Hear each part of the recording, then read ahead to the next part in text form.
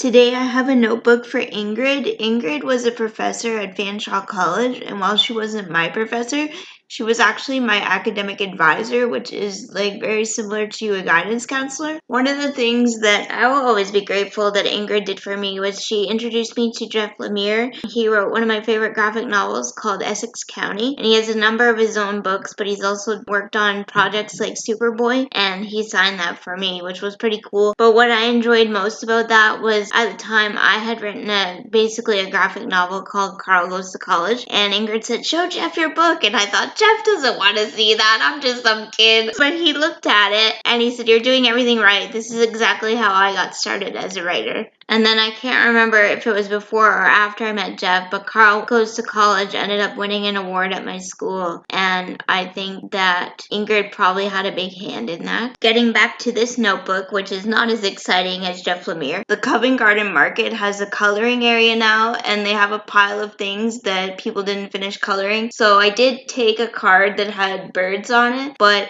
it was going to get thrown out anyways. It's not stealing if it was in a discard pile, so I prefer to see it as rescued. Ingrid requested blue and green, which has been very common, and so this book probably looks similar to other books you've seen me do, and that's because when I have a piece of paper, if it's big enough, I'll go, okay, one for Ingrid, one for this other person, so I'm sorry if they're repetitive, but that doesn't mean that the book is not unique to you.